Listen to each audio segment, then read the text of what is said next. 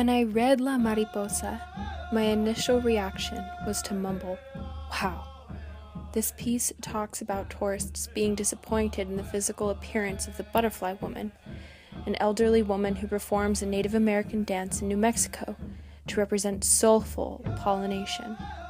The author Clarissa Pinkola Estes defends the woman by explaining that her body is her earth. Each aspect, too large or too small, represents how much she holds and how beautiful that is. I love this idea of comparing body to earth, especially the body of a woman.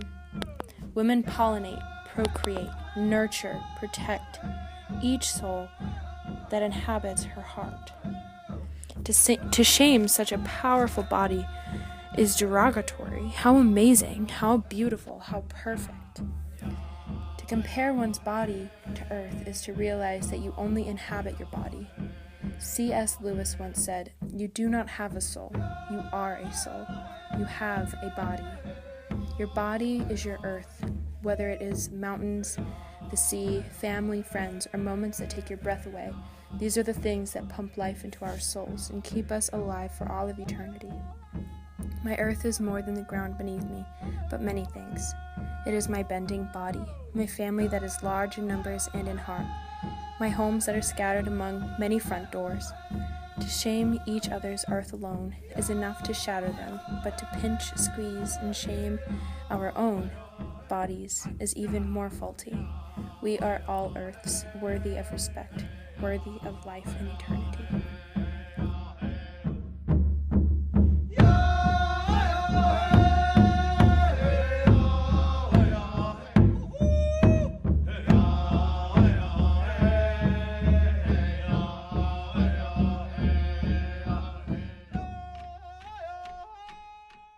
According to Melissa Walker, home is the past memory, a time gone by. Home for me lies in Southern California. Low valleys are surrounded by jagged hills and mountains that reach nearly 11,000 feet in elevation. Thousands of acres of orange groves pushed up against the unpopulated hills and mountains surround my small neighborhood, where my house looks up to the hills on one side and the towering mountains on the other. Like Melissa Walker's piece, the region I grew up in is incredibly important to me. It is where many of my best memories took place. But more important to me than just the region is the people that are in the region. My family and friends are the most important pieces of my life. They are the true meaning of home for me.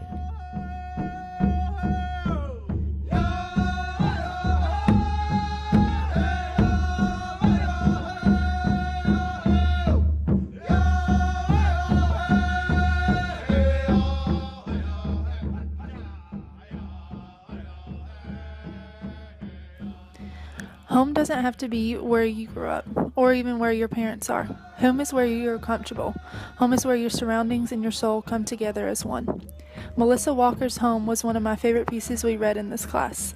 As a child, I was allowed to roam in fields and woods like Walker did. I think my ability to roam free in the woods near my house instilled wanderlust in me at a young age.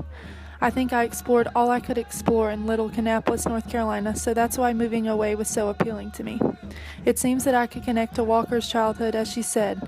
From an early age, I lived in two worlds: the rough and tumble world of the outdoors and the ladylike world of dress-up and tea parties.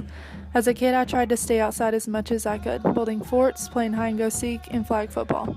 But then, as soon as my mom got home, I had to clean up and try to be the girly girl that she wanted. When I needed peace or comfort, I would always turn to the outside world rather than my actual home. This still remains in me today. The mountains are what I now call home, as they bring the ultimate peace. I also feel that your perspective of home and where you call home can change over time. Home isn't your current address or where you even grew up. Sometimes you have to leave what you think is home to find your actual home. Luckily for me, my home is my current address. The mountains are my home, as the air greets me like a familiar friend, and my opportunities for exploring are endless.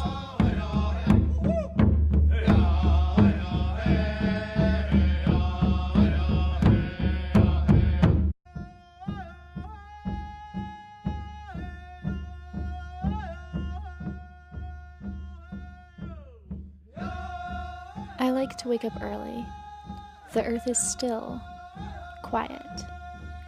The hectic hours awaiting are inevitable, but right now, these moments are sacred, and I take them in through the chilly mountain air, passing my lips and filling my lungs with peace. I am reminded of my father, paddling our canoe down the Chattooga. "Take that breath in, Elizabeth," he said. "Do you feel that? A soul needs mountain air every once in a while." Now, I am standing at the edge of Pisgah Forest, his words falling to the tips of my fingers, gravitating them down towards the ground until I reach down to touch the earth. Did he know his daughter would fall so in love with this land? The earth is still, quiet. Only it is not.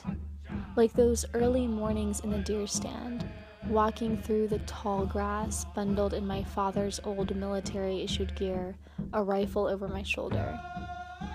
Here in the darkness, no sounds but my own crunching footsteps. It seems a different world than the one when the sun is up. But after climbing into the stand and waiting, the earth reminds me of just how alive it is. Birds and squirrels start scampering around. Some birds even venture not a foot away from my head. Even the trees seem to become more alive in the apparent absence of humans. Or maybe that is just the blue shadows from the now lightening sky. I notice movement the most in the times when I am still. The earth does not move steadily, spinning at one moderate speed through the heavens, but with the motion of a wild stallion at full gallop across a painted desert toward a mesa.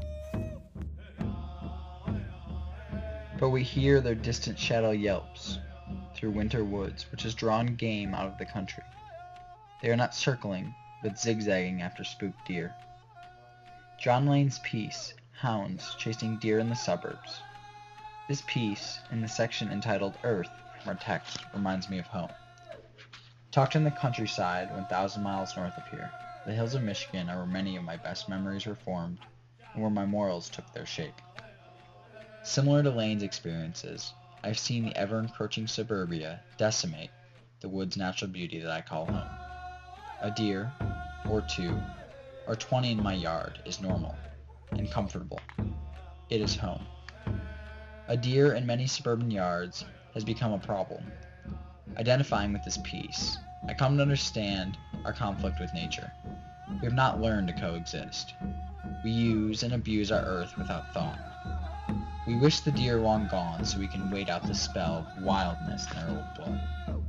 Humans are an outlier in the equation of earth, the unnatural beast. Home is not what we make or take. Home is a collection of our surroundings. It is earth in entirety, not simply a fenced-in yard with green grass.